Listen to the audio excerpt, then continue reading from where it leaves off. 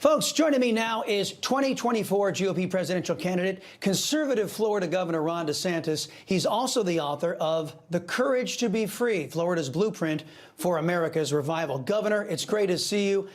You were down at the border last week where you unveiled your border plan. And reports indicate that the federal government is actually cutting through Texas-bought razor wire and criminally trespassing on private land to do the cutting. Question, what is your plan to reverse the Biden regime's promotion of illegal immigration into this country? And if you were the governor of Texas, how would you respond to a federal government captured on camera breaking laws to facilitate illegal immigration? Well, I think these are great questions. One, day one as president, we'll declare a national emergency. We'll mobilize all available resources, including the military, to stop the invasion at the southern border. Yes, we will construct the border wall because I think that that's important to have, but we're going to reestablish the sovereignty of this country. We are not going to allow bogus asylum claims to overrun our border like it's happened under Biden. And in terms of states, we're going to empower states to enforce immigration law. Texas is putting up barriers. They're putting up barbed wire because they're trying to defend their sovereignty. We have a federal government now that's opposing them doing that. I want the states and locals to be partners with us so we can enforce immigration law. But I think the thing that we're going to do that no one's been willing to do is recognize, I was actually down in Arizona a few weeks before we announced our plan, and I was in a place where we did have the border wall. There was major steel beams. This is like really good stuff, right?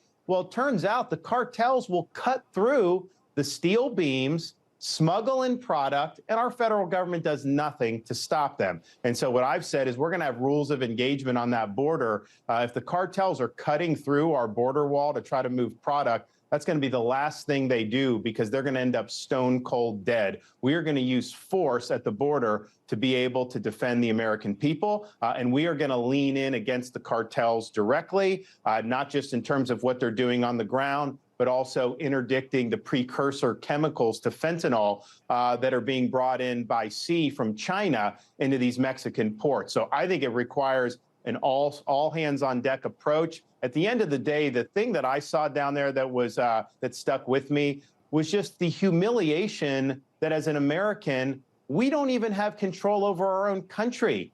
We've ceded our border to Mexican drug cartels. That is pathetic, and that is not, I think, what the American people want. Oh, I think most Americans would agree with you, Governor, that you don't want to treat narco-terrorists with kid gloves the way the Biden regime is doing. You know, part of the ramifications of Biden's open borders, you know, it's the free flow of illegal aliens, foreign enemies, and drugs. In fact, drugs are so abundant, Governor, in Joe Biden's Democrat America that they've made their way into the Biden White House. Your reaction to the discovery of cocaine in the West Wing? Well, what came to mind for me is we've seen for over 2 years the Biden administration blowing it on a whole host of issues. I guess this means that's a little bit even more literal than we had thought previously. But isn't it interesting how you have this cocaine there? I don't see the FBI and the DOJ mobilizing and doing like a real serious investigation of this. I kind of feel like if they're a Republican White House, that you'd have swarms of DEA and FBI agents trying to get to the bottom of who brought that into the White House. I think with this, they're just treating the Biden administration with kid gloves. And unfortunately, that's what we've come to expect out of this federal government, that they just have two standards of how they pursue the law. Yeah, no kidding. And, you know, what if the white powder had been a different white powder? I mean, my goodness, this lackadaisical approach this federal government is taking to this is quite perplexing. Democrats, Governor, in the meantime, have tried to make it fashionable to attack people of faith in this country, in particular Catholics. And now we're learning that another First Amendment protection was violated by this regime, according to a federal judge, the right of free speech. The judge ruling that the Biden regime acted as an Orwellian ministry of truth during the China virus pandemic. And to add insult to injury, the Biden folks are saying they're going to appeal this decision so they can continue suppressing Americans' free speech in collusion with big tech. Now, Governor, if you become president, how are you going to reverse a federal government weaponized against our people's rights? And how do you recommend Americans fight it today? Well, in Florida, we actually passed legislation that prohibits any state or local official from colluding with big tech to censor American speech. We think it's fundamental that you have a right to speak. And these companies engage in a lot of censorship that's problematic in and of itself because they're monopolies, and then they get liability protection under the idea that they're open marketplaces. But as we see, they apply terms of service disfavorably against conservative voices. So even tech censorship in itself is a big issue that we're going to tackle as president, and we want to make sure everyone has the ability to speak.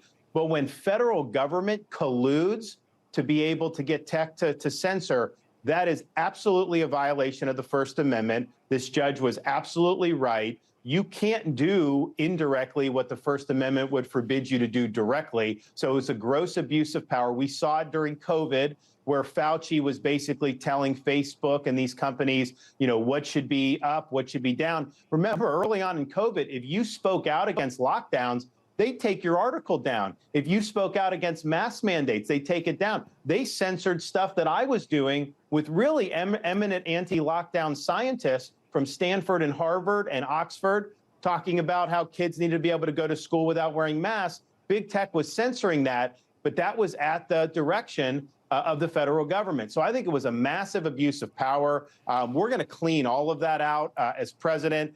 If you are colluding and you're in the FBI or DHS or any of these with tech, you're going to get canned. You're going to be shown the door. We're going to have zero tolerance for that because it really strikes at the fundamentals of a free society. You said gross abuse of power. I think that's Biden's slogan is going to be running under Biden, gross abuse of power.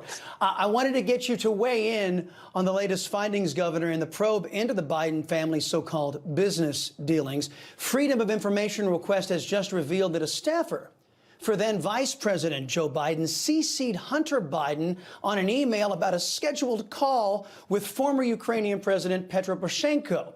Now, it bears pointing out, Governor, that nobody elected Hunter Biden, and I know your children are quite young, but can you conceive at any time in your political career where it would be a legal and legitimate function for you or your staff to CC one of your children about a meeting with a foreign dignitary? And if not, Governor, what do you think is going on here? Well, all you got to do is look at the bank balances, right? I mean, massive amounts of money flowing into the coffers of the Biden family. Now, the corporate press in this country, the Democratic Party, and Biden himself would have us all believe that that's just one big coincidence, that had nothing to do with the fact that he was leveraging his former position and current position at the time as VP to help enrich their family. And if you believe that, then I got oceanfront property in Arizona I'd like to sell you. Yeah, well, Biden is running on something else other than, gross abuse of power. He's running on Bidenomics. Now, generally speaking, America is seeing, falling wages, high inflation, skyrocketing gas prices. And here's one specific metric. In 2020, Americans needed an annual income of around $56,000 to get a 30-year mortgage on a home. Today, just over 2 years later, you need almost double that amount to partake in the American dream of home ownership.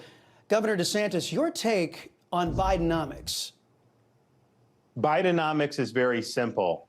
You pay more for less. At the end of the day, it represents a rationalization for a declining standard of living for hardworking Americans. And I think what you pointed out with home prices is exactly right. Given where interest rates are now, getting a traditional 3-bedroom, 2-bath house for a family is unattainable for a lot of people now. The amount you're paying in mortgage payments has gone up dramatically just since Biden has become president. You also have automobiles are increasingly becoming unattainable, and Biden wants to put all these green mandates and force you into an electric vehicle, which is going to make it even more difficult. And of course, everybody's grocery bill has gone up dramatically. So when they say inflation peaked at, say, 9%, and now it's, quote, a lot less at 5%, that only captures some of this. There's a lot more that's gone into this. People have paid way more than 9% year over year. And at the end of the day, Bidenomics with the inflation, that's an invisible crushing tax on every single American. The wealthy people do fine on it because they have financial assets. It's really those hardworking people that get swamped. I don't know why anybody would want to sign up for 4 more years of that. Darn tootin'. Now, if you become the president of the United States, you'll be the commander-in-chief of our military. Democrats have turned our military into a social experimentation petri dish, compromising our readiness, in my opinion, and definitely they've compromised recruitment. At the same time, China continues to take our money, and they build bullets and bombs and airplanes and ships, oh my, Governor, to kill Americans. And Biden says he doesn't want to, quote, decouple from China, end quote. Now, how would a DeSantis administration tackle our military woes and our communist enemy, China? Well, I had the fortune of volunteering to serve in the Navy, serving in Iraq, serving alongside a lot of great patriots, wearing the cloth of your country, something that's very meaningful to me, and I know for other veterans. And yet, for the first time in my life, I have veterans coming up to me all the time saying, you know, I don't know that I'd want my kid or grandkid to join today's military, because exactly what you said, it's become a petri dish for social experimentation. They're putting political fads over military readiness. Morale is in the tank. Recruiting is at a generational low because people want to join a military that's mission focused. They don't want to join a military to be a cog in an overall social experiment. So we'll rip the woke out on day one. And here's the thing. China is absolutely a threat to us. Biden has been very weak on China. Obviously, he's had financial dealings his family has had with them. So they're being very, very weak with respect to China.